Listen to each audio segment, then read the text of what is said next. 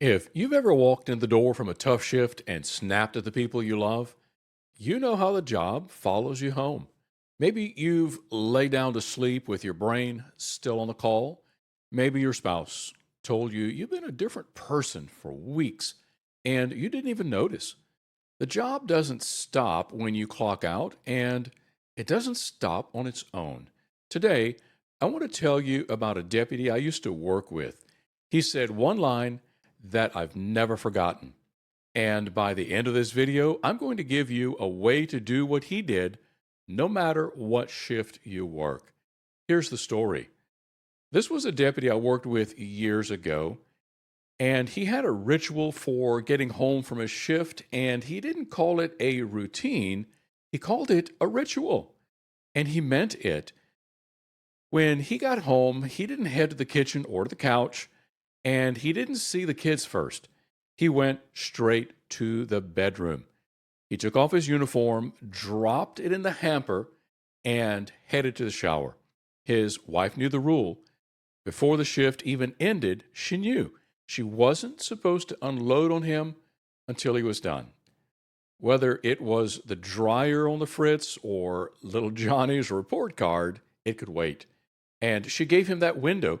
So what he would do is he would get in the shower, and while the water was running, he pictured all the toxic stuff he'd heard and seen that day, all of it spiraling down the drain.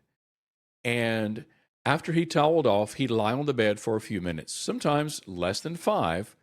Then he'd get dressed, and only then would he walk out as a husband and a dad. Only then would he ask his wife how her day was. He told me, that way I leave the job in the clothes hamper. And I've thought about that line ever since. The deputy was doing something most of us never do. He was being deliberate about the line between work and the rest of his life. And before anyone says that only worked for him because he came home in the afternoon to his family, hear me out. Most of you watching this don't work a regular day shift. You may be on nights or rotating shift, or you're on call when the rest of the world is asleep. I know I spent years doing that, leaving at all hours of the night. Some of you came home at 7 in the morning while the house is just waking up. Others walk in alone after a graveyard shift, and the only thing waiting is the rest of the night. It doesn't matter. The idea is the same. You need a deliberate way to mark the end of the shift before you slide into whatever's next. Here's what a transition ritual really does, plain and simple. It's a set of steps you do on purpose between work and the rest of your life. What it does is it tells your body the shift is over. It doesn't have to take 30 minutes, and it doesn't have to involve a shower. The only thing that matters is that it's intentional and consistent. Every good transition ritual does four things. It gives your body a physical signal. That might be changing out of your work clothes or splashing cold water on your face. For some people, it is a full shower. But whatever it is, it marks the line between work, you, and home, you. A state trooper I know used to park her vehicle in the driveway and before getting out would pull down the visor. And tucked up there, she had a picture of her family. She'd take it out, say to herself, "It's about them, stupid." Then she would bring it to her lips, kiss her family in the picture. She'd put it back and flip the visor back up and then got out. That was her transition ritual. Her transition from hard, no BS trooper to wife and mom. What something like this does is it gives your mind a way to release what you've been carrying. The deputy did it with the imagery of the drain. For the trooper, it was a picture of her family and the self talk. For some people, it's prayer, others, slow breathing, or name what they're letting go out loud. The method matters less than the act of letting go. It includes a pause, even 3 or 4 minutes of stillness before you step into what's next. That pause is the bridge between two very different worlds. And it ends with a clear restart. You walk out in a different role, a different person, spouse, significant other, parent, friend, or just the off shift version of yourself. All right, I promised you a way to do what the deputy did, no matter what shift you work. So here it is. If you don't have a transition ritual yet, this is the starter version. 5 steps, and it'll take you 10 minutes or less. Step one: when you walk in the door, go straight to where you change clothes. Don't stop to check your phone or talk to anyone else.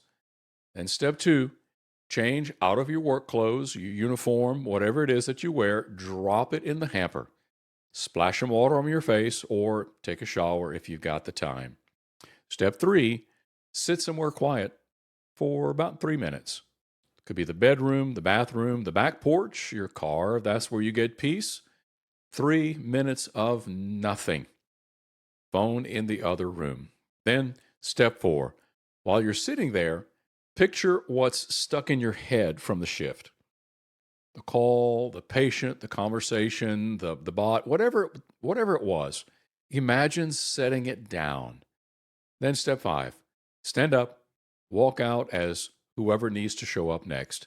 The spouse, the parent, the person about to sleep, the friend, meeting somebody for breakfast. That's it. 5 easy steps, 10 minutes every shift. Do it once, and I believe you'll feel the difference. Stick with it for a week, and the people around you will start to feel it too. One thing to watch out for: if you skip the ritual when you're tired or running late, the job comes home with you every time. That's when the snapping of the kids happens and when the sleep goes sideways. Your spouse will notice probably before you do. So even on the bad days, don't skip it. Well, especially on the bad days. And if you want help going deeper, I put together a free guide called the Transition Ritual Guide. It walks you through each of these 4 pieces and gives you examples for different shifts and family setups. The link is in the description. Look, the deputy I told you about wasn't a wellness expert.